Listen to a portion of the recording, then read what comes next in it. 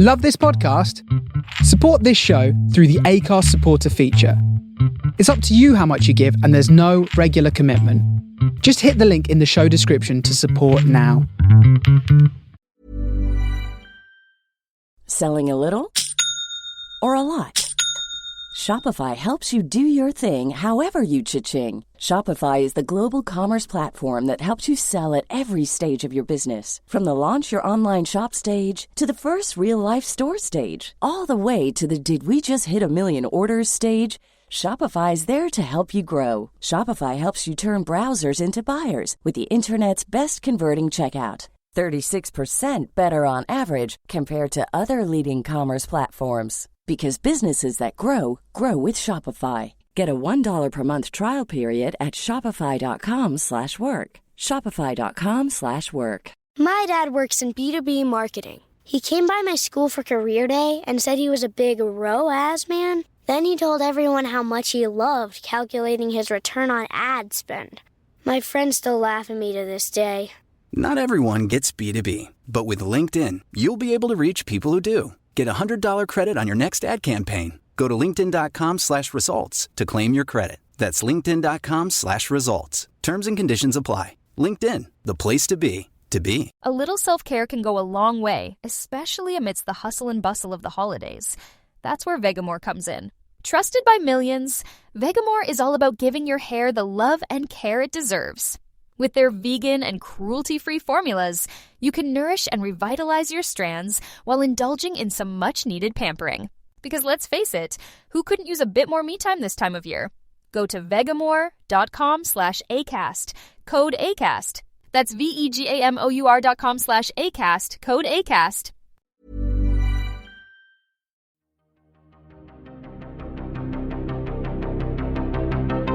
This is Writers on Film, the only podcast dedicated to books on cinema.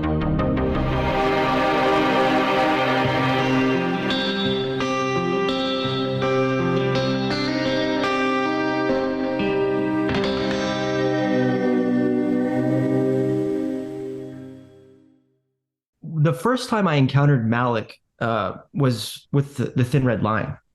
So I was 12 years old, I think, when it came out in 98. And I went to see Saving Private Ryan in theaters, and I didn't see The Thin Red Line. I rented it later, I think, on VHS or DVD. That was the first film of his I saw, and I loved that film. I had read the novel. When I was young, I was really interested in military history. So I'd read the James Jones novel, which the film is based on. And loved the movie. And I was sort of taken by the fact that it was an anti-war film in a way, but it was a very kind of unconventional anti-war film from the perspective of Hollywood, because I didn't really see it to be criticizing war from a strictly political perspective. And so I could pick up on this sort of mysterious metaphysical dimension of that film, which really intrigued me. And then years later, the second film of Malick that I watched was The Tree of Life, which I saw in theaters. And it was then that I realized that Malick was this fabulous director who I'd been neglecting. And I went back and I rewatched all of his films, and I love them equally. And around this time, I was studying philosophy at Rice University, and I had an interest in film from a philosophical perspective. And I realized, well, Malick is in some regard, you might think, the philosophical director par excellence. And so then I wanted to see, well, what's been written about Malick? And then I was blown away to find out that actually people had been writing about him at that point for decades, including the volume that you mentioned, which I read and really much enjoyed. There were others who had been writing on Malick. A Kierkegaard scholar in the UK, George Pattison, had written an essay on Malick. And also Simon Critchley had written on Malick as well, looking at Malick's work from the perspective of Heidegger. And then more recently, there's been a slew of works on Malick written by people who are interested in film studies. So there's a book by Stephen Riven that came out a number of years ago.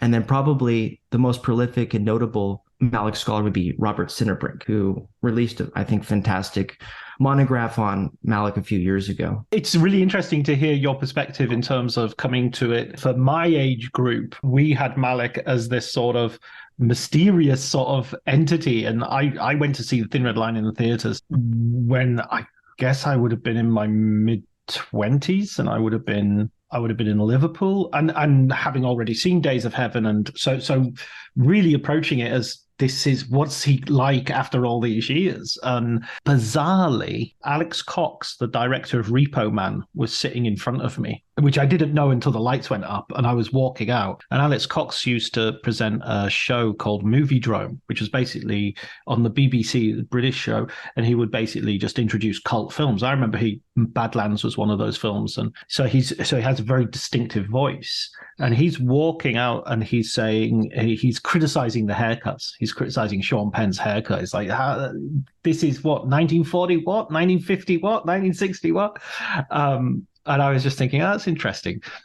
Recently, I emailed Alex Cox and I said, I didn't know him then at all. I mean, I knew him as a person on TV and as a film director I admired. So I emailed him and just said, I don't know how I got his email address, but I sent off and I said, look, I remember you coming out of Thin Red Line and making this comment, but you had like helicopters in Walker. Which is set in the early, late 19th century, and you have all these. And he was like, oh yeah, I'm a hypocrite. I know. But he was he got back to me and told me what he thought about the whole thing. It was really interesting.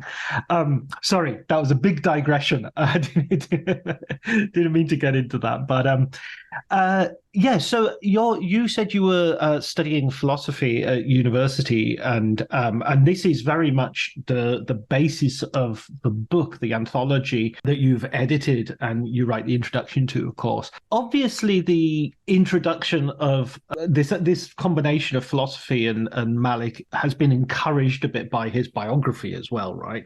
By what, maybe you could say something about his background. Sure.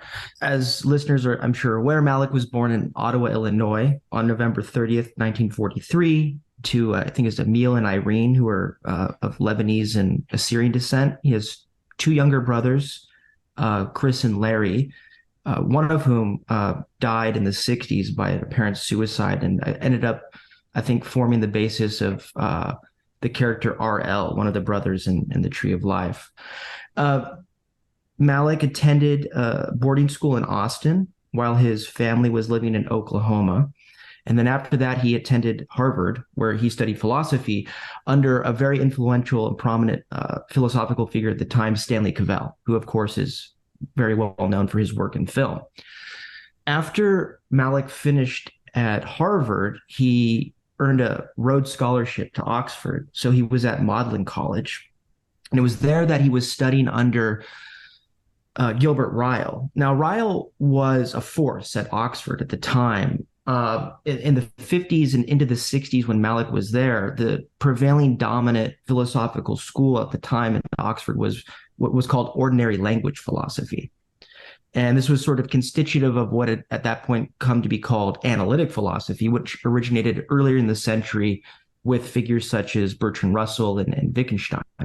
And the idea behind ordinary language philosophy, which included these figures like J.L. Austin and P.F. Strawson, was that many of the philosophical problems that have vexed thinkers throughout the centuries are in some way the product of the abuse of language.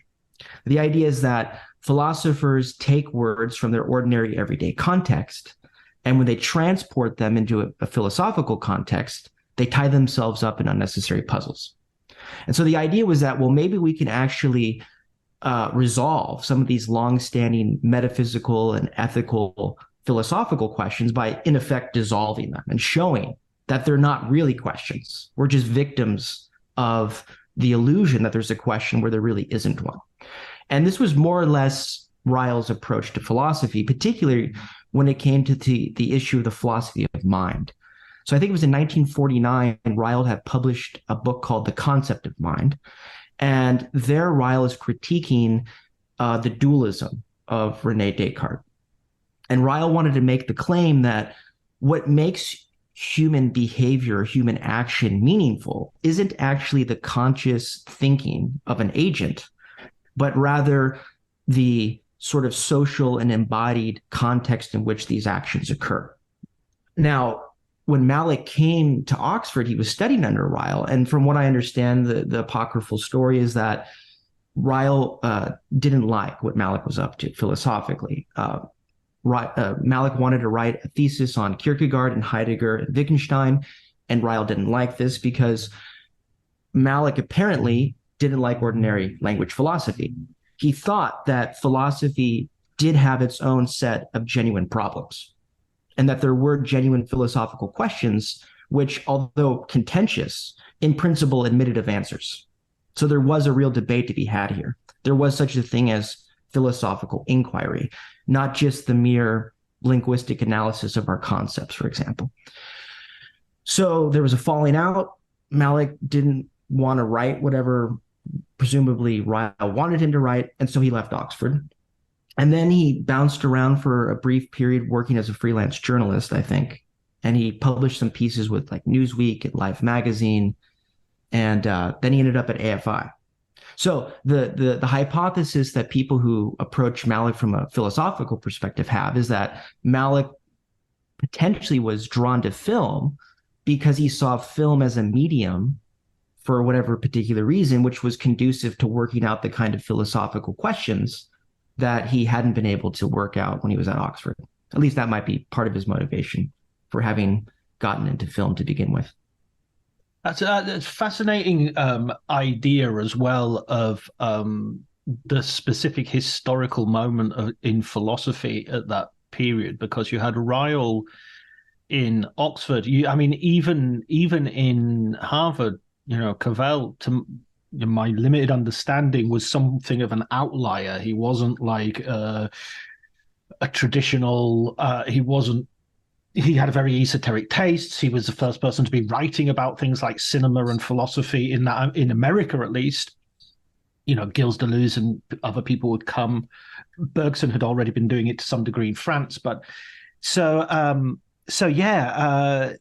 it is. I think there is that element that not only was Ryle not sympathetic to Malick's sort of interests, but to some degree, so was the general philosophical mainstream at that point. But what he wanted to look at just wasn't being looked at with the same sense of importance or urgency. That's exactly right. And I mean, part of it too is that aesthetics has always gotten short shrift, right? So there's a tendency even today among analytic philosophers to think that the most primal, basic, fundamental questions of philosophy generally lie in metaphysics. But when they ask these metaphysical questions, they sort of sideline aesthetics, right? And so this goes for film, not just the other arts, such as painting and music. I mean, the interesting thing about Cavell, which you note rightly, is that Cavell was in a way a bit of an outsider, but he was sort of begrudgingly respected by his colleagues who recognized that even if they didn't think highly of the kind of philosophy he was doing, he was clearly a pioneer in whatever that was. I mean, the same thing in a way has to do with Heidegger, and the reception of Heidegger in the Anglophone world in a way sort of parallels, I think, or you could argue, Malick's own work as a filmmaker. So when Malick came back to the States, he taught for a time at MIT, and it was there that his sort of his mentor was Hubert Dreyfus. And Hubert Dreyfus went on to be a professor of philosophy at the University of Berkeley. And Dreyfus basically introduced Heideggerian philosophy to the States. And he went on to mentor a number of professors who have gone on to have really successful careers. And so for like the last 30 or 40 years of Heidegger scholarship in the States, it's been influenced by Dreyfus, with whom Malick was working. And then Malick, of course, went on to translate a work of Heidegger's, The Essence of Reasons, which came out with Northwestern Press in 1969. And I've read accounts according to which Malick actually visited and met with Heidegger. So there's a sort of heavy Heideggerian influence in Malick's work, which I think is apparent even in his earliest films, Badlands and Days of Heaven. And then it sort of recurs again, I think, notably in his most recent film, A Hidden Life.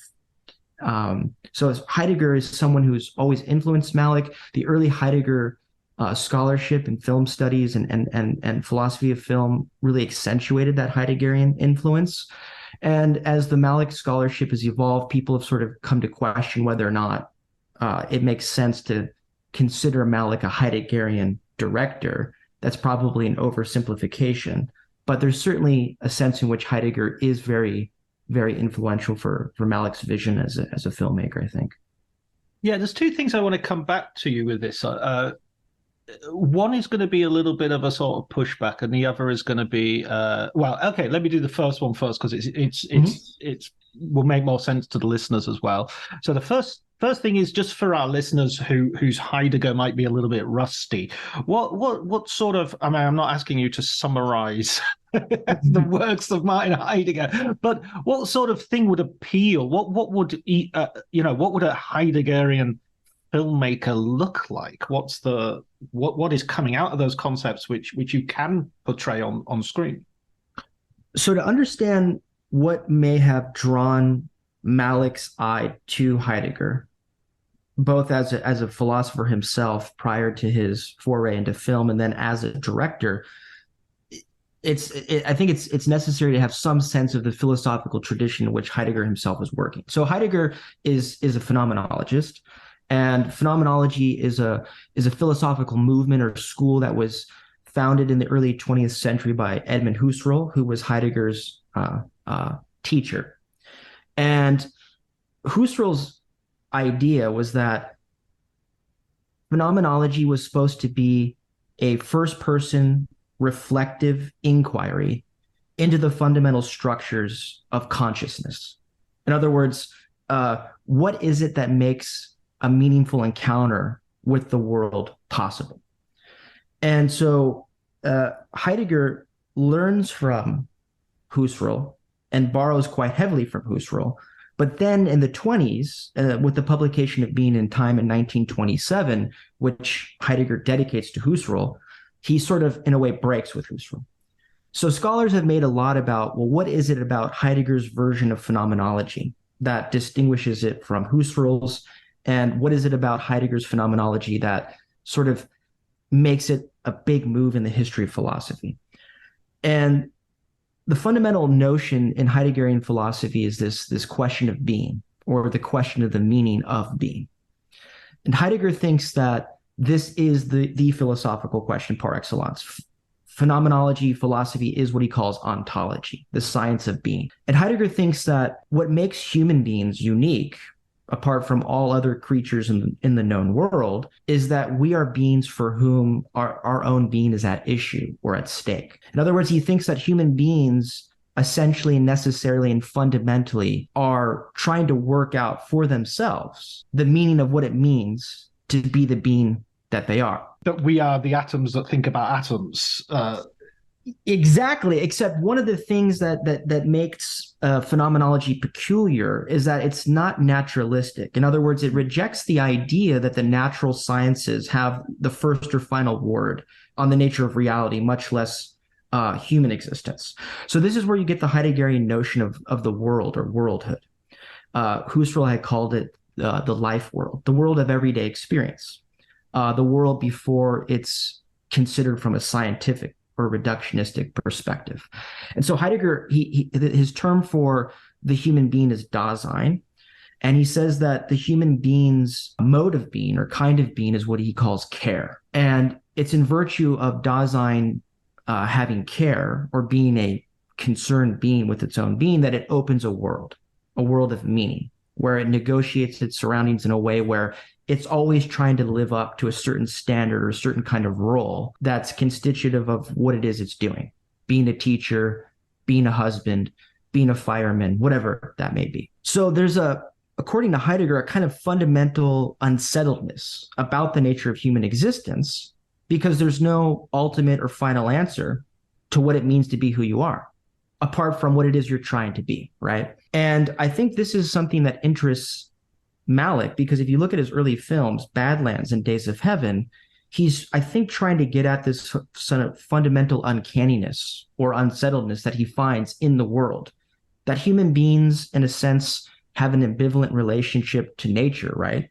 There's a sort of yearning to fit into nature, but also a sense in which we don't belong to nature. Human beings are somehow apart or distinguished from nature. And then so too with human social relations or the social milieu. If you look at many of Malick's characters in Badlands and Days of Heaven, they don't fit in, right? They're struggling to make sense of their existence, and they feel alienated in some way or another, whether it's because of labor conditions, material conditions, familial situations, or what have you. And so I think Malick is drawn to Heidegger for this reason. He sees that the Heideggerian view about the nature of human existence as being, in a sense, a search or a quest for individual meaning, a quest for individual meaning that works itself out through the particular historical social milieu in which it finds itself, is amenable to film. And you can capture this in film, and you can portray that struggle and show that struggle, maybe in a way that other artistic media can't. Okay, so that's a brilliant explanation, and it clarifies a lot of what people have been talking about, and what I was reading about in the essays in your anthology, which I should just I should have said this at the top. It's called "Life Above the Clouds: Philosophy in the Films of Terrence Malick." Just so, but I'll put a link in the show notes and everything for everybody who wants to grab a copy. The caveat I had is this, which is, or the pushback, if you like, is that Malick's university, he's aborted MPhil that he's trying to do at Oxford, and his academic work is a really sort of early stage in his life, and he's doing it for a relatively short period. Although, I mean, I've done a PhD, and I did my PhD for longer than he worked on Heidegger academically, and I haven't read much Shelley since, because there is also this thing that you do something, you're interested in it, you study it, and then you sort of like it dries up, and you move on to other things. So I just wonder if that this Heidegger, specifically Heideggerian sort of thrust, hasn't been a little bit overplayed, perhaps, in the critical community, let's say, specifically the academic community, and we can talk about this in a moment as well. The wider audience is obviously not walking in to Tree of Life thinking, okay, I'm looking forward to some Heidegger. Right. So I in fact, I entirely agree that it was probably ham-fisted or overstated to say that Heidegger is as influential on Malick as he is. Heidegger is certainly there, especially if one has read Heidegger.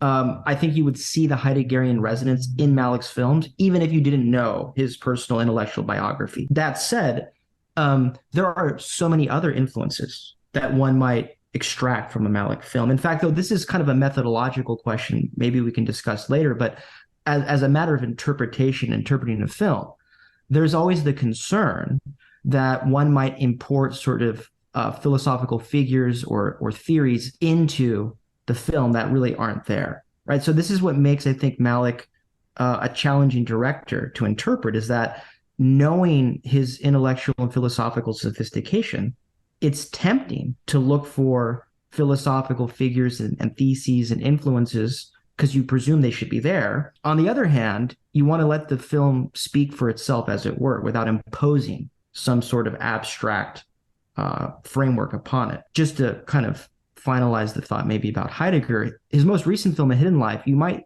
interpret it or see it in a way, not entirely, but in a way as a repudiation of Heidegger, or at least maybe even Heidegger's early influence on Malick. And the reason has to do with Heidegger's involvement in Nazism, which has never been any secret. I mean, Heidegger scholars have known this. I mean, Heidegger was banned from the university after the war.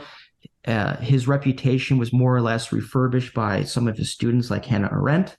And then by the time Heidegger was studied in the States, people just sort of set that question aside. And then over the last 10 or 20 years, there's been a number of books that have emerged that are exploring this question of the extent to which Heidegger's philosophy is related to his political commitments with Nazism. So A Hidden Life, telling the story of a conscientious objector who refuses to swear an oath to Hitler, is an interesting choice of topic for for Malick, you could see it in a way as sort of being a criticism of Heideggerian philosophy. And some have noted, Robert Sinderbrink, I think, and others as well, that it looks to me like Kierkegaard becomes a larger influence on Malick's films, beginning with the so-called Weightless trilogy with To the Wonder. I've watched A Hidden Life 2 nights ago, so I've got it. It's very fresh in my head. I mean, one of the things that I felt while I was watching that was a feeling that there was, going back to aesthetics, which you talked about earlier as well, a sense that he was kind of preoccupied and worried that his aesthetics might align or overlap with fascist aesthetics, in the sense that, you know, you have those clips from, I think it's Leni Riefenstahl's Triumph of the Will right at the very beginning. They have the same sort of movement. The way it's edited, it's not just that you know, you've got light coming in shafts and you've got sort of, but the actual way the film has been edited is obviously been edited by Malick's own editorial team as part of the film, and it's consistent with the grammar of the film. And so there seems to be this worry that, what do I do with this guy who's very much connected to nature and the mountains and an atmosphere which is very much redolent with Aryan vibes, you know, and I love my Wagner. What do I do with my Wagner? And thank God Twitter wasn't around when Martin Heidegger was. Right. Well, one thing though that I think you see throughout Malick's work, beginning with the first film of his, which we had mentioned, which was The Thin Red Line, after the 20-year hiatus, but from the very beginning with Badlands on to Days of Heaven, through The Thin Red Line, and then all the way up to A Hidden Life, is this use of voiceover. Which, you know, of course, I'd be interested to hear what your take on what the purpose of that is. But one thing it does is that I see Malick as, in a way, rejecting a number of sort of commonplaces in film theory, but also in philosophy. So to go back to Ryle's idea, right, was that he was gonna exorcise the mind of this Cartesian ghost, and that everything was going to be external in the world, as it were, social. Malick pushes back against this. He's very interested in exploring interiority, the secrets of the heart, what people are really thinking, things about themselves that fundamentally define their identity in a way in which can't be worked out publicly for various reasons. And this is a tension that I think Malick has always been interested in exploring, is this sense in which human beings are alienated from their surroundings, and that who they are or what they're trying to be is in a way being thwarted by broader social or political forces. But the interesting thing about Malick does is that he never tells a sort of utopian story on which politics is going to be humanity's salvation. In fact, he always seems to try to, I think, undercut that idea. And you see this, I think, again in The Hidden Life, the idea that that politics is going to somehow resolve this fundamental human conundrum about what it means to be human, or about how humans ought best to live. I think he's showing what he takes to be the inherent danger of that lure by showing what unfolded with Nazism. And this also, I think, has to do with the interest in the interiority of Franz and the conscience, that somehow human beings are more than their social and political milieu. And that there's a sort of danger in kind of collectivism, or this idea that human beings should be deriving their ultimate sense of who they are from their historical, socio-political surroundings. Yeah, I would go with that. I definitely feel I think one of the problems with the voiceover from a critical point of view, and in terms of the critical community, is that it's become oversimplified. Every time you read a review of Malick, the latest response is always, voiceovers whispery this and whispery that, and yada yada yada. But he's actually the voiceovers work extremely differently in every film. They really change, and even in one film they change, in the sense that Nick Nolte's voiceover shows a very clear difference between the private and the public man. You know, the voiceover is Exactly. definitely his internal monologue saying, fuck this shit, I hate myself, I hate the world, I hate what I'm doing, but I'm going to do it. You know, He says like I'm like a tree dying, I think is what, he talks untold buckets of shit I've had to drink to get here. And it's just like there's nothing in his character and his performance. I mean, there is stuff in his performance which kind of intimates that, but that voiceover gives you something which is so much different from just, you know, the role of a conventional voiceover. And if you go forward to the New World, you have, like, especially the extended cut of the New World, you have John Smith having two voiceovers at the same time. Sort of at one point, he's actually talking about, we were going up the river, and it's sort of like his public voiceover, his sort of, reporting back to the king voiceover. And then underneath that, there's another voiceover going, when will I see her again? Should I even go and see her? I've betrayed her, you know, and that's just remarkable, you know. And again, with A Hidden Life, the voiceovers are the letters, so it's not really an interiority. It's the interiority of a relationship. I'd have to think more about it, and I don't want to commit myself to a view that someone will just immediately produce a counterexample. So forgive me if this doesn't make sense, but just thinking about it off the top of my head, it seems to me, because I was thinking about your point about the New World and John Smith, is sort of bifurcation between, on the one hand, is sort of inner life, what he really cares about, and on the other hand is sort of public performative role. Well, it seems to me, right, perhaps the only significant character in Malick's works that reconciles this tension, in other words, actually becomes who he is, in the sense of his inner struggle actually being exhibited and in some sense fulfilled in the world, is Franz, right? I mean, of course he dies, but this is what Franz in a way wills. He becomes who he is, who he wants to be. He in other words, he doesn't fake it, right? He's not pretending. He sincerely believes what he does and he acts on it. And furthermore, he's not denied the ability to do so. I mean, that's the interesting thing about some of these other characters. Like, for example, Lieutenant Colonel Paul? Tall. Yeah. These others get stuck faking it, pretending, right? Or they go on these sort of just miserable quests to become something where there's a question about whether or not it's really good to want to be that to begin with. For example, like Kit, who says he always wanted to be a criminal. And there you just kind of get this sort of like almost conventional countercultural image, right? Where like Malick is mocking this idea that Kit wants to be James Dean, right? So his self-image is this quest for this sort of kind of commercialized countercultural prestige, that he wants to be like this Hollywood bad boy, right? But, you know, in a way, Franz pulls it off. He does what all these other characters are unable to do. He sort of acts from his innermost being, his inner thoughts, his inner desires, and they're actualized. Whereas most Malick characters end up, I think, in a place of regret or mourning, or it's left sort of indeterminate as to what the future might hold. But there's never really typically any sort of clear resolution on which you can say, well, this person has been honest with him or herself. This is what he or she truly cares about most, and he or she has found a way to work it out. It's the same thing in Days of Heaven with Abby and Bill, right? I mean, Bill is tormented from the beginning. He doesn't like being poor. He has an idea of what he thinks he should be, right? There's a really nice scene with the farmer where he talks about how he always thought he was going to pull off some kind of great idea, right? He was going to make it, and he doesn't. And he's always struggling for power, and he ends up basically ruining his life by pushing others who might love him away, manipulating them.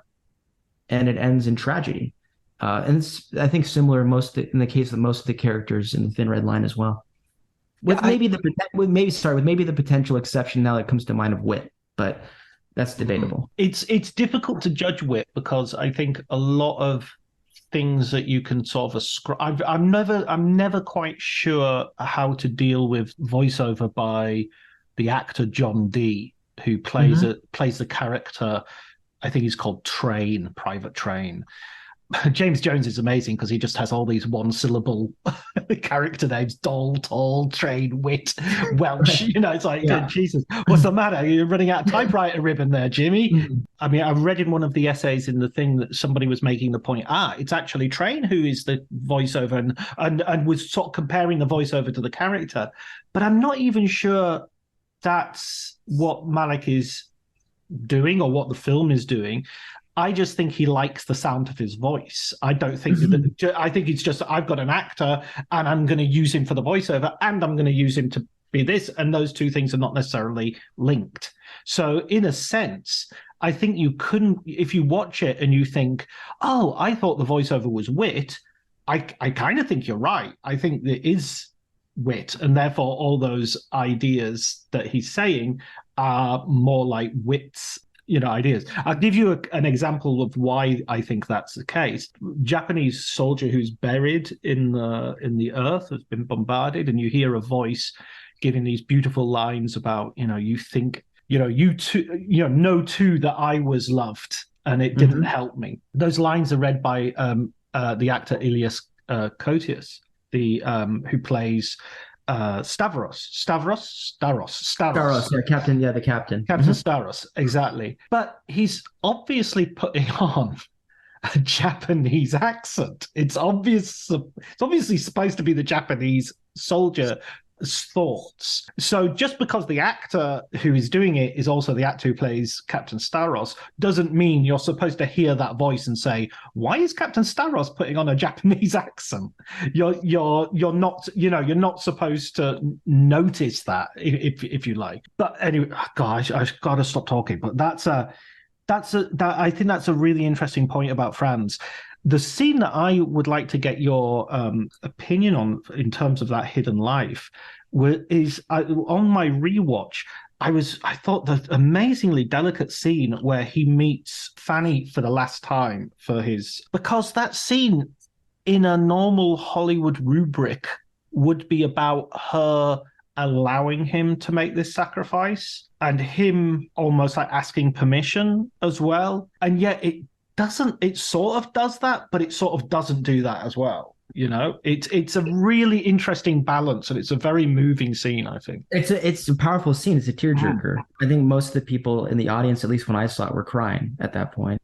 And yes, you're right. So, I mean, the drawn philosophy here, I mentioned Kierkegaard. And in the volume, the Coseys, Martin Katerina, write about sacrifice in that film. And they draw on Kierkegaard for a reason, I think.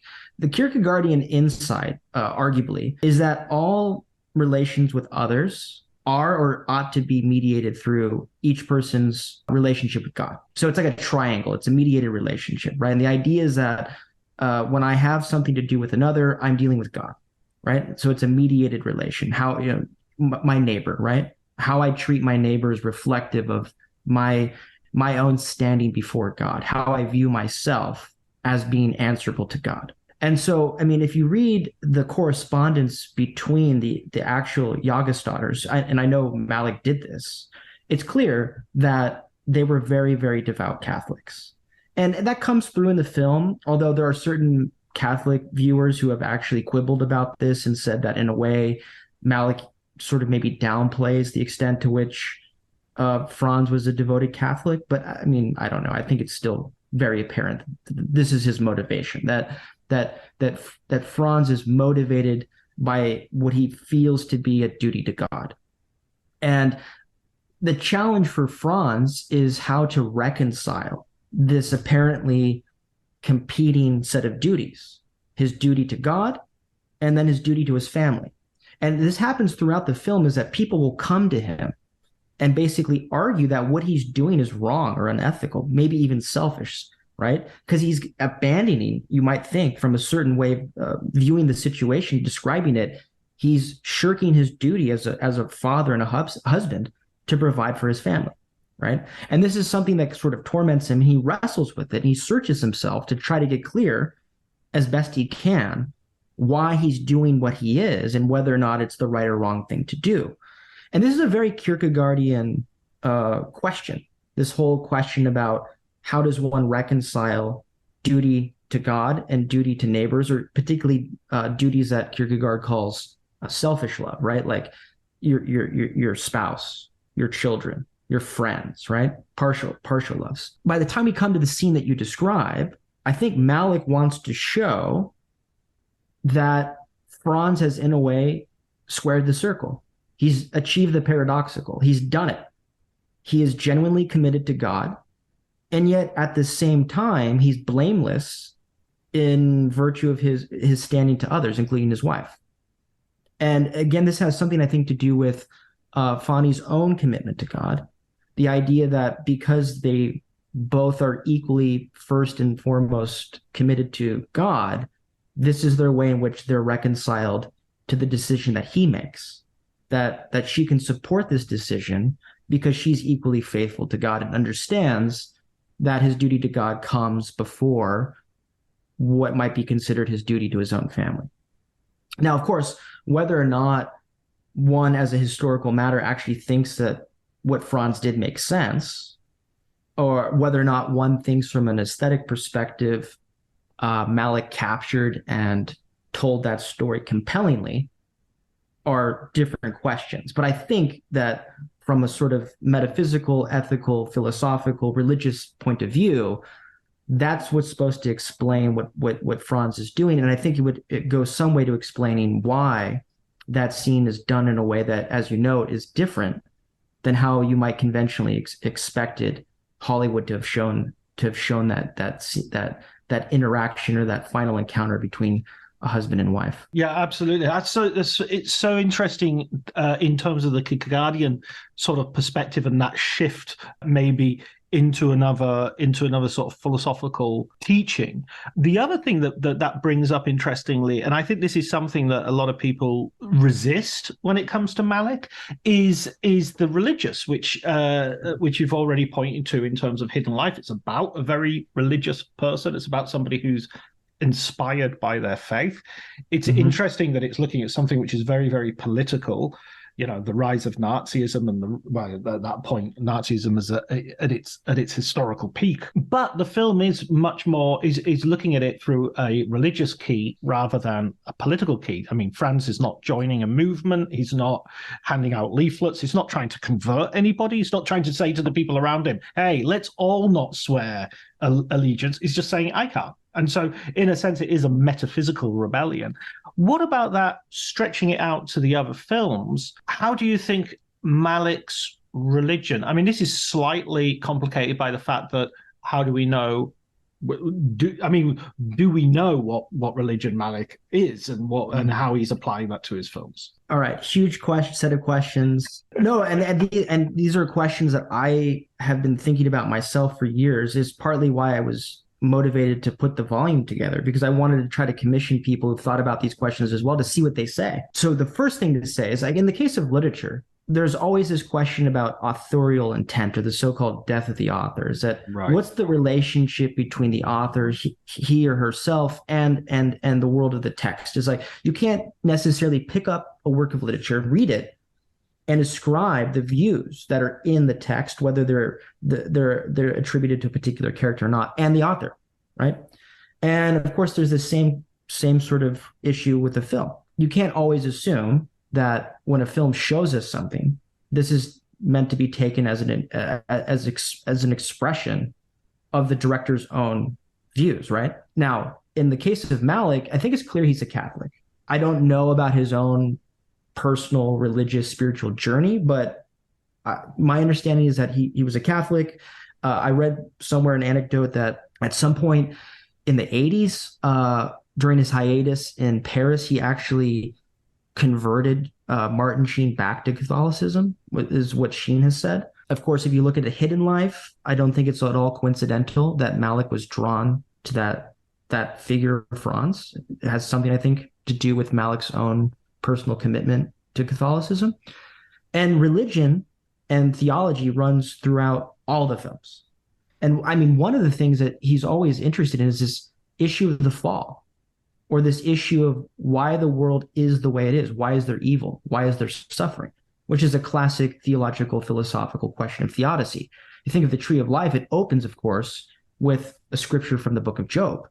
Now, in Badlands, that might be the most apparently non-religious or non-theological work of the film, of his body of work.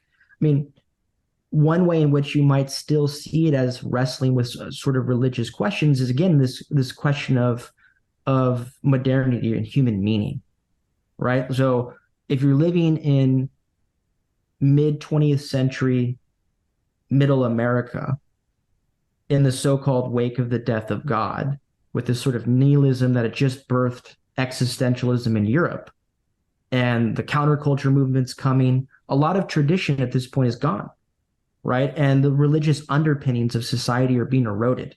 And this leads to a kind of disorientation.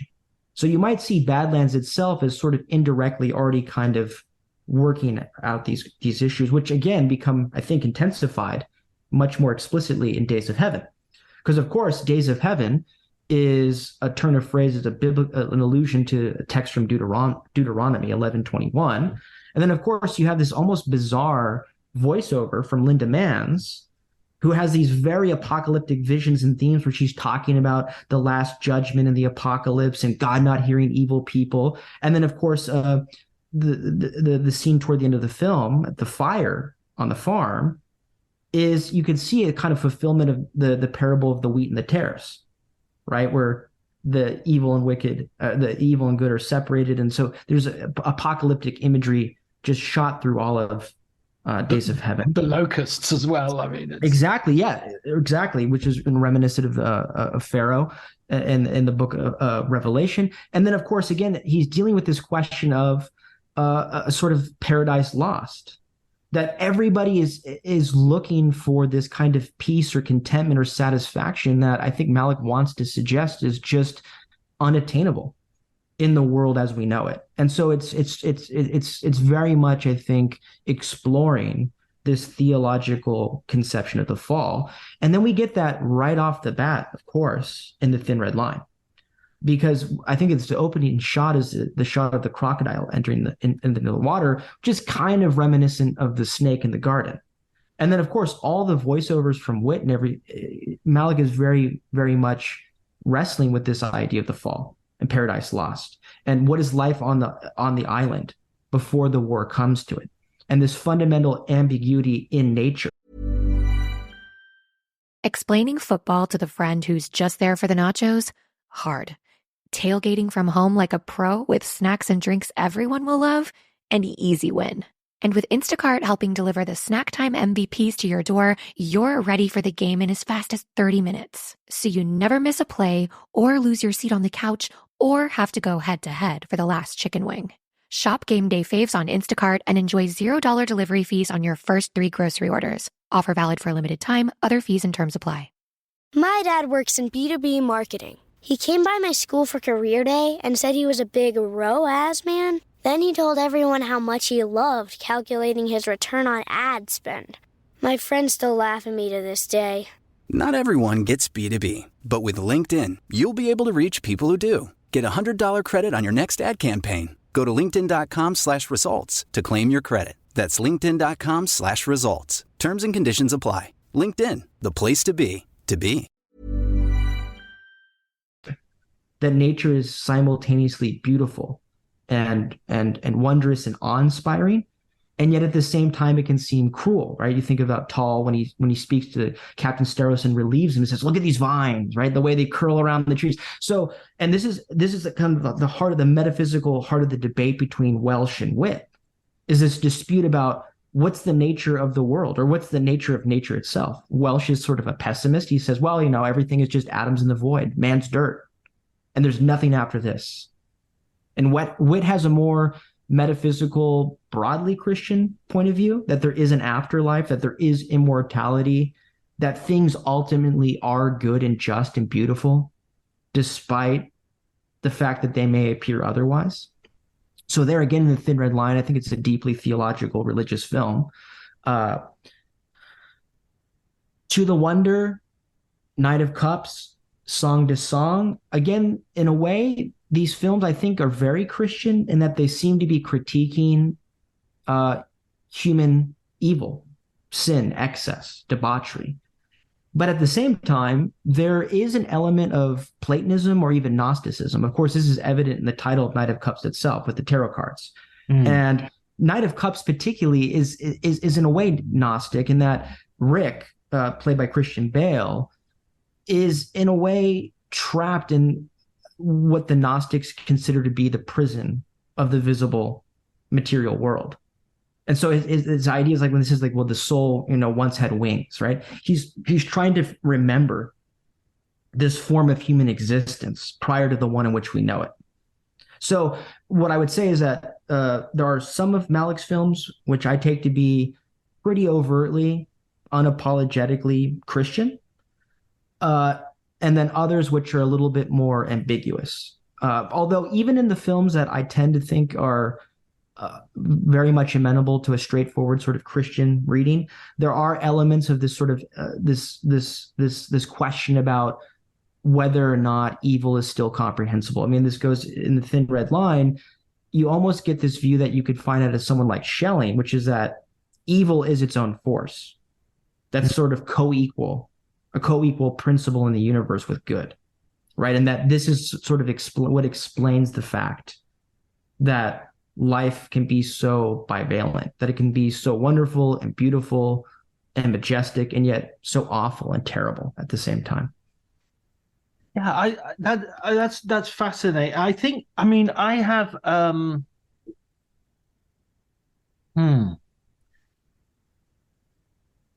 well, there's two things I think I'd like to ask about, or sort of introduce into the discussion. One would be I do think that the Christian religion is important here, and I do think there is that it's the films themselves are asking us to address it. It's not that we're imposing it, or it's almost like you almost have to willfully stop your ears. I mean, the voiceover is literally saying to you, I came to your door because of grief and because of my mother, and this is why I am here. I mean, you have to be a willful twit to sort of say, well, whose door? Whose door is he going to? Having said that, it seems that there is such a wealth of sort of stuff going on there. We've already mentioned the philosophy as well, which doesn't necessarily rest easy on the theology. Similarly, you've got a lot of Eastern influence, and maybe the relationship to nature, for instance, feels much more Eastern, inspired by Eastern ideas than it does by Christian ideas, where nature is largely sort of, there's the way of grace and the way of nature, and nature's a pain in the ass, according to Jessica Chastain at the beginning, and then she's got butterflies landing on her. So yeah, So first of all, I'd ask about the Eastern aspect of it, and the second thing, well, come on. I want to go into the Weightless trilogy as well, but let's do the Eastern thing first. How does that fit in? Right. So, I mean, one thing is about the use of voiceover. I think it's always been obvious to me, and I always loved this. It didn't put me off in the way that it understandably does for others who have different beliefs than I do, but to me, it's obvious that in many of his films, including the Weightless trilogy, the inner monologues of voiceovers are prayers. Sometimes the characters themselves may not actually be thinking of what they're saying as words directed to God, but I think that Malick is showing or claiming that this is what's going on, even if it's unbeknownst to them. That's just one thing I wanted to mention. As for this observation about the influence of Eastern religion, well, I mean, to go back to Heidegger, Heidegger's later thinking, he ends up working out a view of human existence that he calls dwelling. And there were people who were reading this who said, oh, this sounds just like Zen Buddhism. And when he was told that, he said, okay, well then fine, I guess this is Zen. He didn't. They did my work. They've already done my work. Yeah. And think about the final shot in the thin red line of the reed shaking in the wind. What does that mean? I mean, so this is, I mean, think about someone like Paul Schrader, who wrote the classic Transcendental Style in Film, this work that he wrote way back in his 20s. I think it was published originally in the 60s.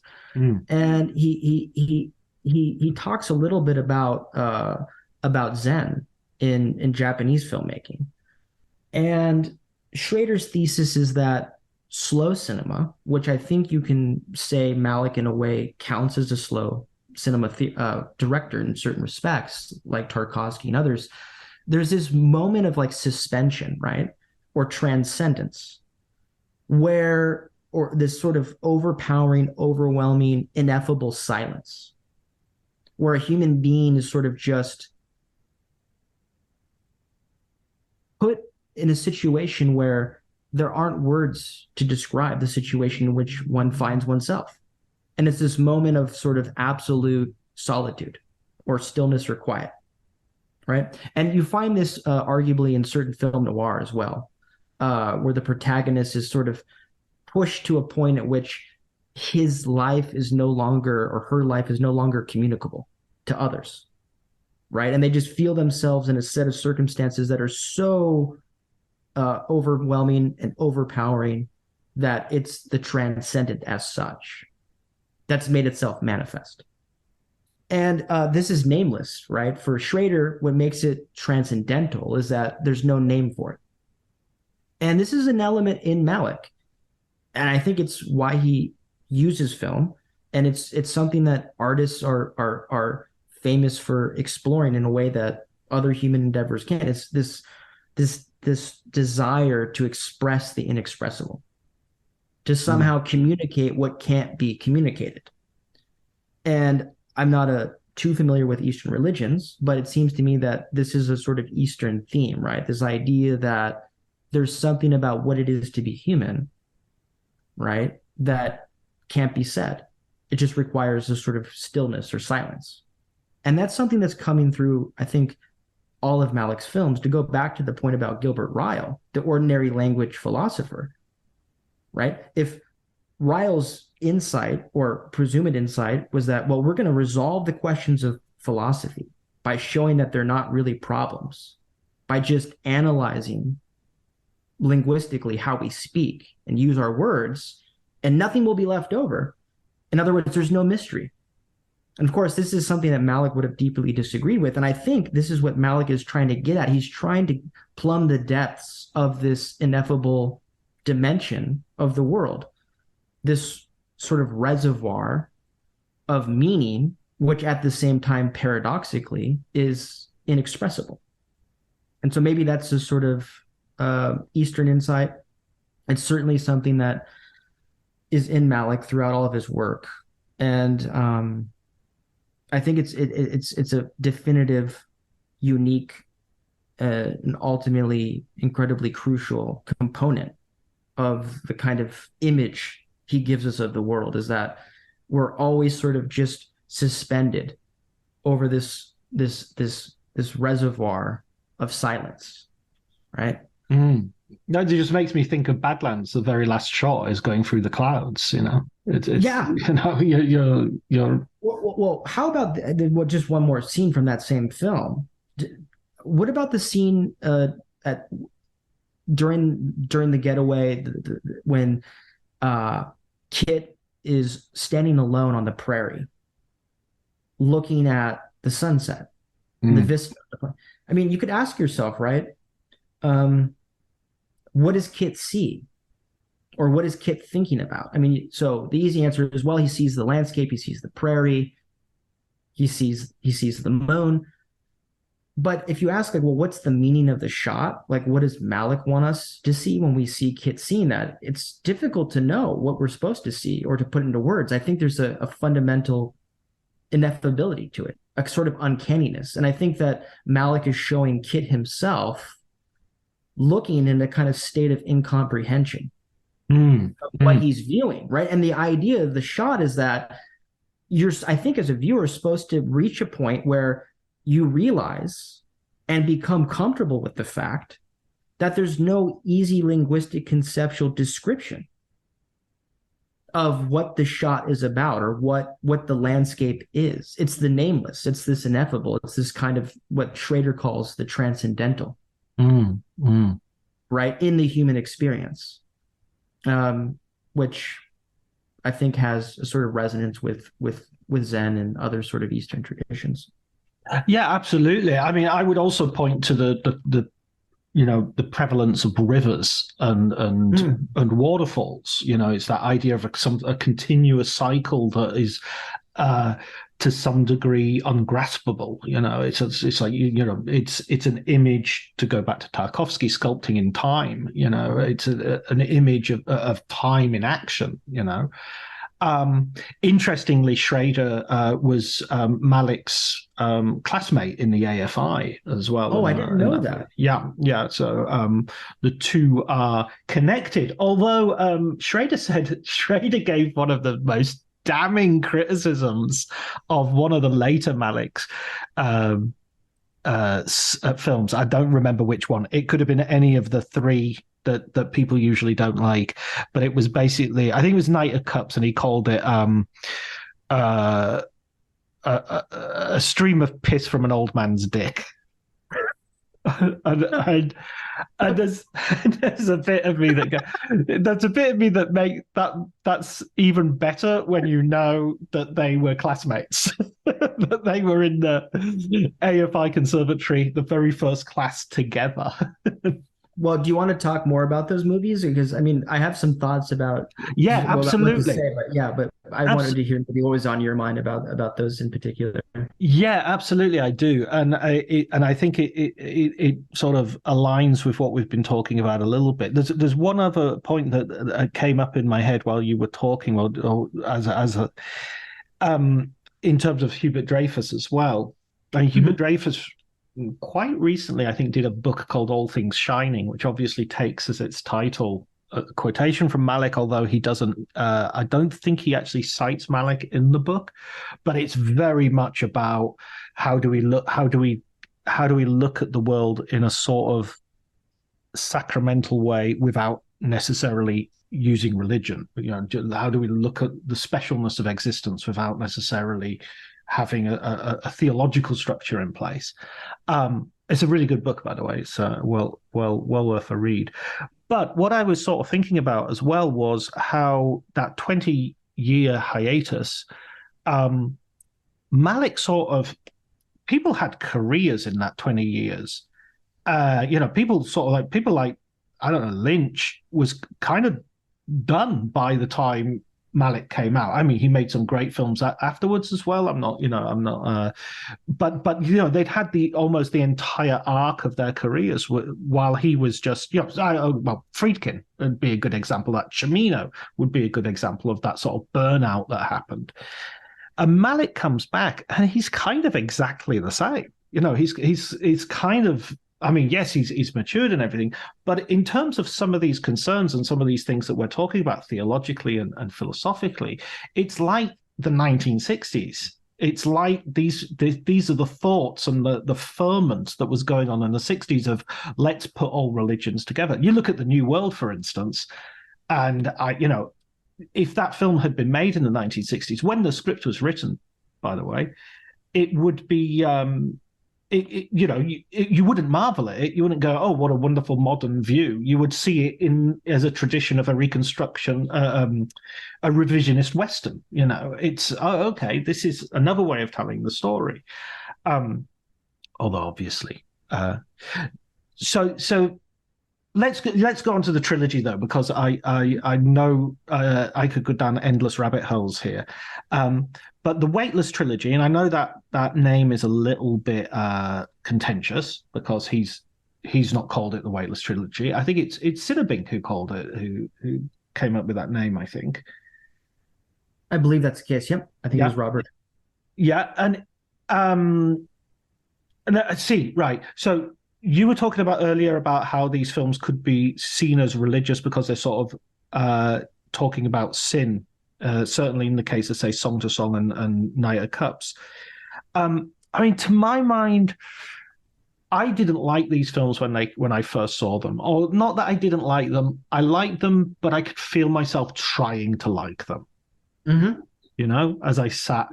I mean, I saw To the Wonder in the cinema. The other two I didn't see in the cinema, which in itself was indicative, I think, of a sort of lack of enthusiasm on my part. Since I've been working on Malick specifically this last year, I've rewatched the films. Must be 6 or 7 times now, even more.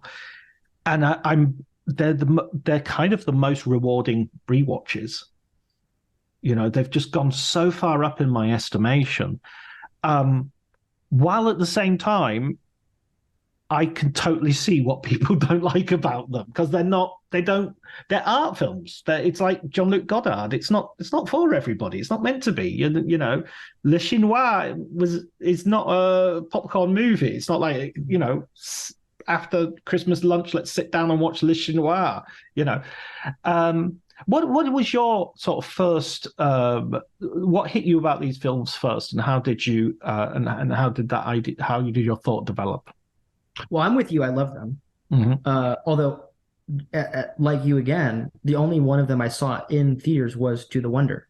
Right. And then I sort of just had gotten out of watching film around that 2015 through 17 period when Knight of Cups and then Song to Song were released. So I just didn't see them in theaters. So I watched Knight of Cups, like, you know, a couple years later, and then I actually didn't watch Song to Song until maybe 2 years ago.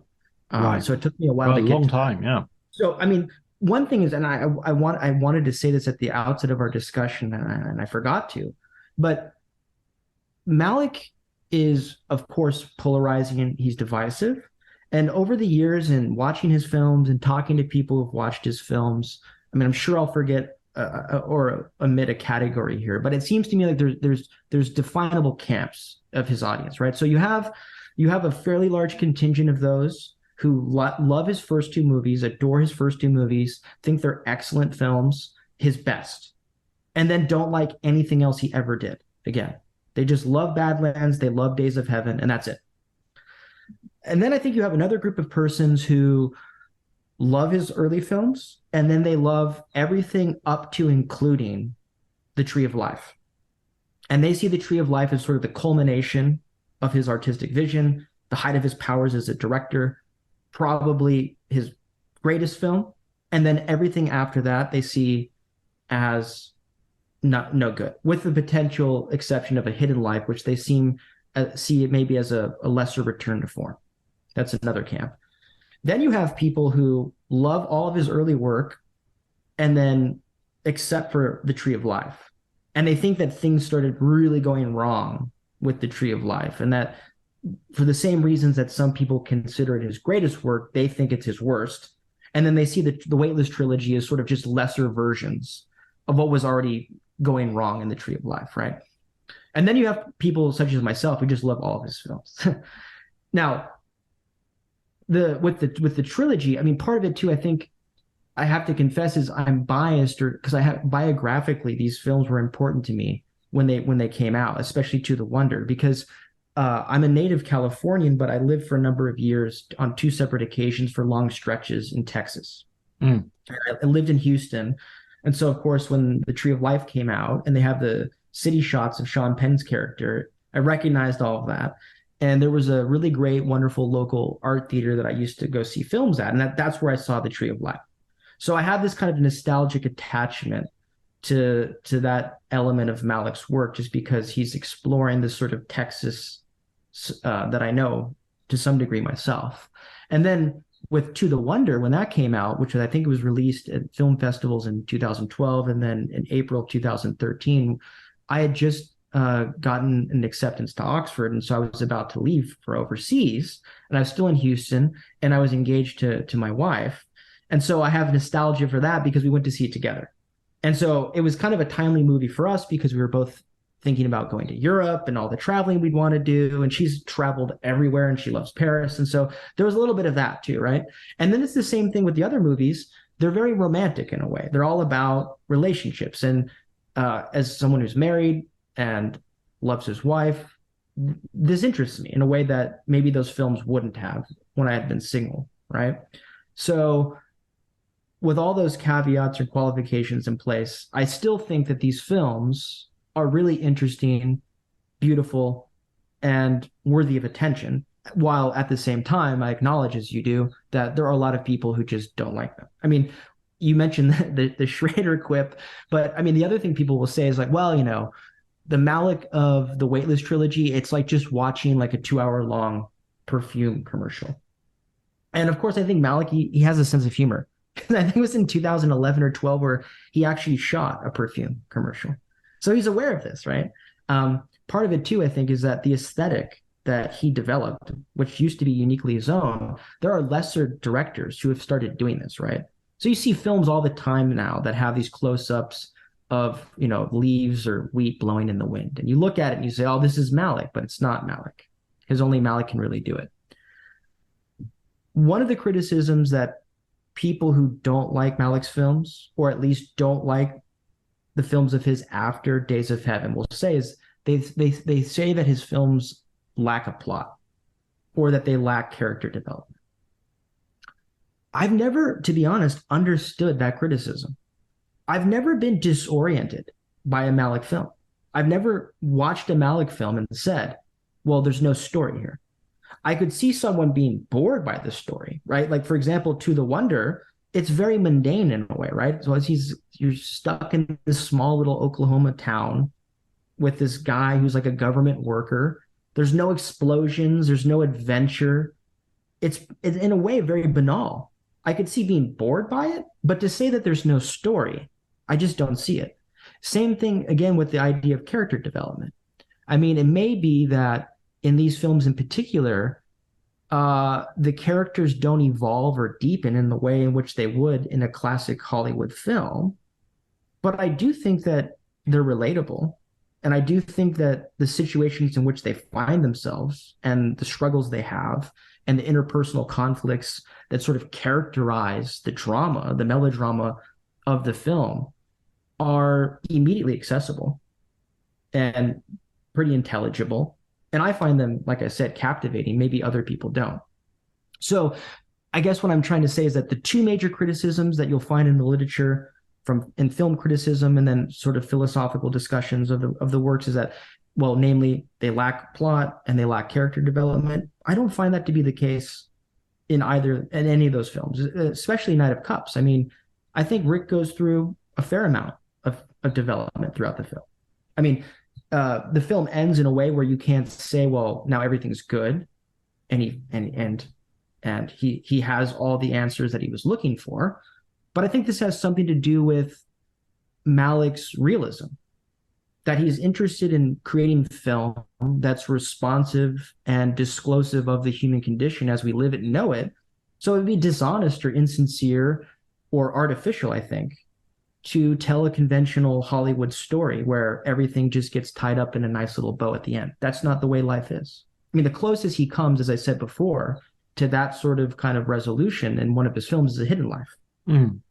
But then there again, I mean, it's not a satisfying ending in that we have a natural human inclination, I think, as admirable as we find Franz's sacrifice to be, to kind of, in a way, wish that he didn't have to die, that he could have just stayed at the farm with his family and that his life wouldn't have been torn apart in the way it was. So, in other words, even in that film, you're not going to get the kind of conventional Hollywood plot arc that you would in other films, where audiences are left with this very determinate, fully worked out conclusion where they can say, oh, the good guy won or the bad guy lost. That's just not how life is. And I think Malick is very sensitive to making films that reflect the fact that that's not how life is. And those three films in particular, Knight of Cups, To the Wonder, and Song to Song, are very ambiguous. Someone recently had just mentioned to me, and I can't vouch for this for sure because it's been a while since I watched the film, but apparently at the end of the film, when there's this question about whether the couple BV and his love interest are going to reunite, you're led to think that maybe they do. But apparently they're wearing the same clothing that they were at an earlier moment in the story. So there's a suggestion from Malick that actually what you're watching is a memory of a time in their relationship where it looked like they were going to be reconciled or stay together. But in the actual linear chronology of events in the real world, that's not the case. The deeper I've got to know these films and the deeper I've understood about also how they've been made, how they've been put together, what they're based on, there is an element to which some of the philosophical trait or the limitations of the philosophical approach have occurred to me. So there was a writer, I think it was David Elric, who criticized Knight of Cups by saying, oh, it's like that horny undergraduate film student just made a movie and he's just filming, all the pretty girls in the class. And there was a bit of me that thought, yeah, that's it. You got it. That's it. But that seemed to me closer than some of the people who really loved it and who I really admire as writers, and I get lots of insights from them, but who were talking about, oh, it's the metaphysics of memory and it's this and it's that and the other. When looking at the films now, I see the three of them together. If they have a thematic sort of through line, they're all about fucking. If you excuse the tactical use of a vulgarism, but I mean, I think we need to get through here a little bit. Malick has suddenly become erotic. He's suddenly become, there's a little bit of it in The New World. In A Thin Red Line, there's a memory of the wife played by Miranda Otto, although ultimately it's the homoeroticism of A Thin Red Line is somewhat, you could say, is somewhat taken out in comparison to the novel, which it's certainly much more present in the novel than it is. Yeah, I would argue that the two guys, Wit and the other guy on the island, have a little bit of bare-chested, there's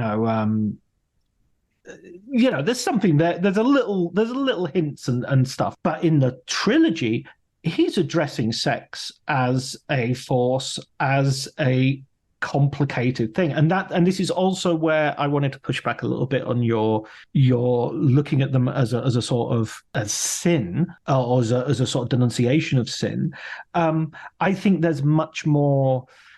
I don't think he sees it that simplistically. I think his camera is tactile. He is involved in these relationships. You get orgies in Knight of Cups. You get into The Wonder. The camera is obviously in love with Olga Kurylenko and is enraptured by her. That's one of the things that the film that a lot of people watching the film maybe get a little bit irritated by the camera is much more in love with her than perhaps some of the viewers are. So there is an element where I love addressing these films intellectually. I love analyzing these films. I love writing about these films, obviously. But there's almost a bit where you've got to be careful not to sort of, trip over your shoelaces because you're gazing so far into the distance. Looking at it, and I think this is where this is partly a fault of the films. I think that the methodology and the language that he is pushing, and it is radical and it is experimental. And the thing that you talk about, why don't people see the characters and the plot? Well, it's because they don't see scenes. And it's because they don't see conventional plotting. And it's because they don't hear dialogue. And that's how we're used to an exposition. And that's how we're used to stories. You're absolutely right. There's more story in Song to Song, which is often cited as the least story, than there is in Days of Heaven. You have three characters in a menage a trois. There's subplots and they each have triangles. Yeah. Exactly, right. They each have different relationships. Right. So it's almost schematic how much of a plot there is, almost soap opera-y. So I see that push, that experimental push, sometimes gets in the way of what could be a much more emotional experience and sort of fails to communicate stuff. And this is why I love the films much more, having watched them 5 or 6 times, is because you learn the language, and you're looking at it and you're going, oh, it's obvious that she dies at the end. I mean, to the wonder, she dies at the end. How can you not see that? But even reading essays in or anthologies, your own, there are entire readings of the film that don't get that she dies at the end. And I'm not blaming the critics or the viewers or anybody else, because the film isn't clear on that point, and so it's not really communicating it. And I think that's where there is I love the films, but I think that's where there is an actual it's sort of like listening to Coltrane, and I see what he's doing, and I hear what he's doing and how he's going about it, but at some point I lost it and off you went, Two things, at least, I want to say in response, because say as many as you like. You mentioned so much. So first of all, this issue about, I mean, when we talk about film, interpreting film, we say things like, well, the text of the film, or the thesis of the film. So we have this tendency when analyzing film to talk about it in the way that we might a work of literature or philosophy, as if it's a text. And I'm not saying we shouldn't, but it is interesting that we find ourselves speaking that way to talk about the language of film being the image, right? Right. Now, what Malick said, and this, I don't know when he said it in the context in which he did, but recently, like last week, when looking around the internet for news about The Way of the Wind, there was an article, which of course is talking about, well, when is this film ever coming out? And Malick was quoted in there having said that with the Weightless trilogy, he felt like those films were failures in the sense in which they were, and here I'm paraphrasing, because of studio and commercial constraints that forced him to release the films before he felt like they were finished. And he said something to the effect that he was only halfway through working out how the language of those films actually works. So, I mean, it's a question about what he means and what would those films look like if he had taken as much time as he wanted to. That's just one thing about this use of the image and dialogue and exposition in those films, like narrative structure. How is he telling a story through the image, and in what regard does that work or not? It's an open question. I personally, as a viewer, find it accessible. I mean, like I said, I maybe times where I was bored, but I never was disoriented or confused, right? Which some people claim to be. So I don't know. Maybe that's just a different aesthetic taste, or I don't know. That's one thing. The other thing is, I should qualify what I meant when I said that these films are exploring or somehow condemning sin. I mean, in a way they are, right? So if you think about Fassbender's character, Cook, he's very much a diabolical character. I mean, he's supposed to be inspired by Milton's Satan. Yeah.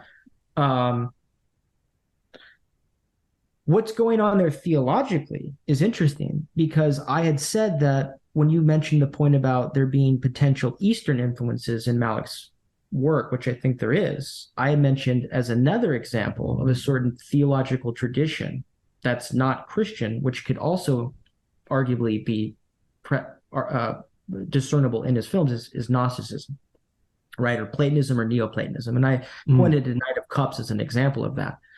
But one regard in which Malick is, in a way, anti-Gnostic is in his valorization of the human body and sex. So, I mean, the Gnostics were notorious for thinking that the body was a prison, right? That materiality is inherently evil, and that somehow the human freedom consists in transcending our embodied lived condition.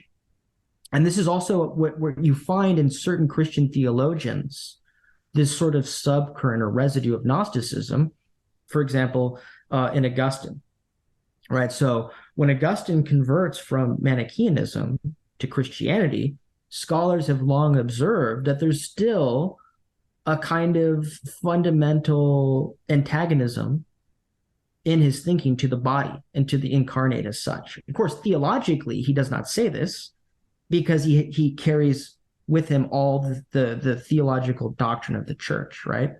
So, but the point is that there's an ambivalence in his thinking, that when you read the Confessions and when you read Augustine, his view of original sin and concupiscence, he's very uncomfortable with human sexuality, with eros, right? And you find this again in certain Reformed thinkers, like, for example, Calvin, who, if you were to quote him and not attribute the quotation, you might just think, well, this is like an ancient Gnostic. I mean, he's just very open in his Institutes that he doesn't like the body and that the flesh is in some sense evil, or is subject to a sort of evil principle, which is most exemplified or embodied in sexual desire. We're back to Paul Schrader. Right. But I see coming from a Calvinistic. But I see that's when he talks about the French director, Robert Bresson, right? Mm-hmm. That there's a kind of Calvinism, Gnosticism going on in Bresson's films. Exactly. But I don't see that in Malick for the reasons you just mentioned. They're very voluptuous. They're very sensual. I think what Malick is doing is he's walking a fine line. Mm. So he's not endorsing this sort of Platonic Gnostic conception of the human condition where embodiment is bad, where materiality is bad, where sex is evil. He's not making that point. But on the other hand, he is, I think, arguing or making the claim that desire can be fraught, that sex can be dangerous, that we can destroy ourselves and others through the sexual impulse, right? Through bad decisions that we make when we're subject to that principle. So I don't know. I mean, there's ambivalence, I think. And you see this, I mean, even in, because you said, well, the eroticism of Malick is not as apparent in his earlier films as it is in these later ones. And I think you're right, because from a cinematography perspective, there's something about the use of the camera where it's like this voluptuous, I would say quasi-voyeuristic view, right? Like some of these scenes in To the Wonder, you're made to feel like you're Marina's sex partner, that you're caressing her, that you're kissing her, right? That you're not watching Neil have sex with her, but you are. You could say it's pornographic, but not quite. I mean, it's not pulpy, right? Yeah. But it's certainly erotic. But again, that same kind of theme is there even in Days of Heaven. I mean, the whole film, like you understand, as you noted, is about jealousy in a way, right? It's a love triangle, and it's all about possession. And it's really difficult to make sense of Bill's motivations and Bill's decisions and Abby's and the farmers apart from the fundamental role that sex plays. And it's more repressed at that time in that historical area in the 1916 Texas Panhandle. And I think that Malick is showing this, though, too. Like, this is the kind of interesting thing about Malick is I think he's trying to show that in a way human beings are the same, no matter what situation they find themselves in. So in a lot of ways, I mean, the love triangle, the story he's telling in a work like Song to Song is reminiscent of what's going on in Days of Heaven. So whether you're considering a 1916 love triangle that turned right around the time of World War I in the Texas Panhandle, or, a music festival in Austin with musicians, very similar dynamics going on in both those situations. And again, I would say that what Malick is showing is that sex isn't bad. The body's not bad, but it leads to suffering, and it leads to problems, and it leads to strife. And these things are, I think he wants to claim, unavoidable. I mean, I don't know too much about his own personal relationships, but he's been married multiple times. So I think there's also clearly an autobiographical dimension to his exploration of the nature of love and possession and jealousy in these films, going back as far back as The Thin Red Line, like you mentioned, the character, the GI who's always reminiscing about his wife, who it turns out is being unfaithful to him the entire time he's deployed. Yeah, absolutely. I mean, even in Badlands, you're absolutely right. In Badlands, I think the sex is it's kind of very funny because they're it's sort of like, is that what it was all about? Yeah, right. That's what everyone's talking about. Yeah. And you don't even know if they've even had sex because she doesn't know what it is. So she could be literally right by saying, is you just pull it out and that's it, or what? So we're not party to that. Also, I mean, he does take out. This is all to do with Badlands in terms of his whole.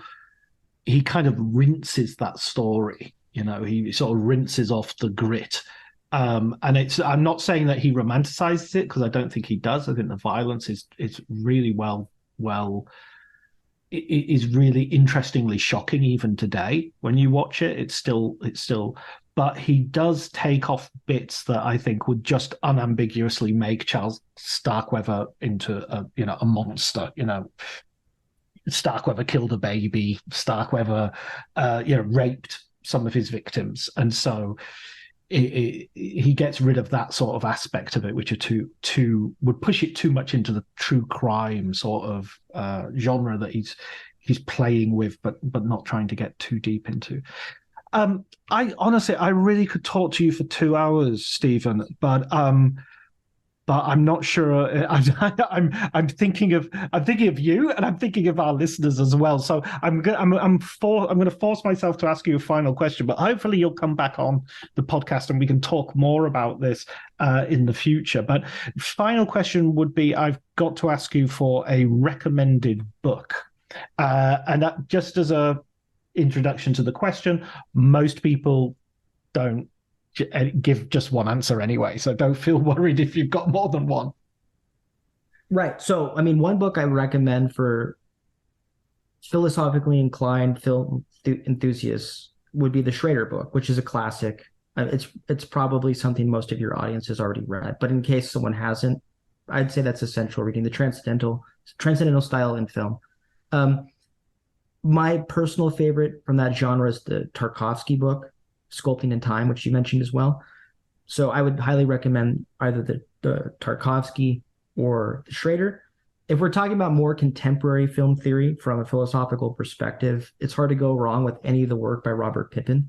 He has a really great film noir book, which I highly recommend.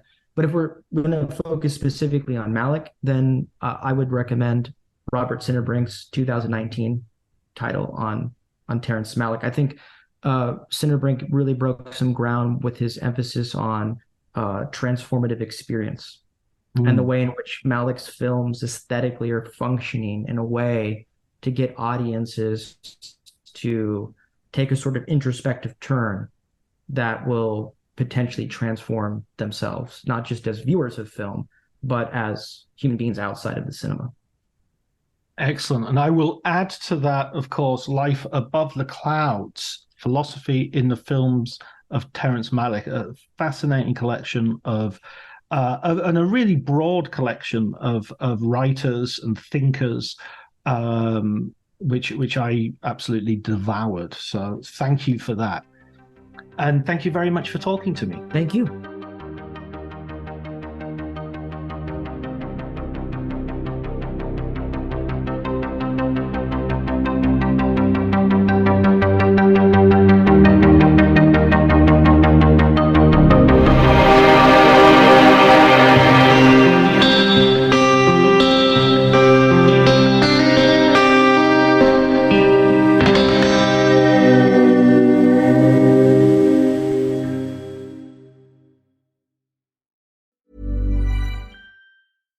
Cue the fireplace and your favorite fall movie. There's nothing better than a cozy evening at home with a glass of First Leaf wine. First Leaf is a personalized wine club that delivers right to your door. Sounds magical, right? They get to know your favorite tasting notes, which varietals you enjoy, and whether you prefer sweet or dry wines. So in every shipment, you get bottles tailored to your unique palate. Go to tryfirstleaf.com/fall to get your first 6 wines for just $44.95 with free shipping. This episode is brought to you by Progressive Insurance. You chose to hit play on this podcast today. Smart choice. Make another smart choice with Auto Quote Explorer to compare rates from multiple car insurance companies all at once. Try it at progressive.com. Progressive Casualty Insurance Company and Affiliates. Not available in all states or situations. Prices vary based on how you buy. My dad works in B2B marketing. He came by my school for career day and said he was a big ROAS man. Then he told everyone how much he loved calculating his return on ad spend. My friends still laugh at me to this day. Not everyone gets B2B, but with LinkedIn, you'll be able to reach people who do. Get a $100 credit on your next ad campaign. Go to linkedin.com/results to claim your credit. That's linkedin.com/results. Terms and conditions apply. LinkedIn, the place to be, to be.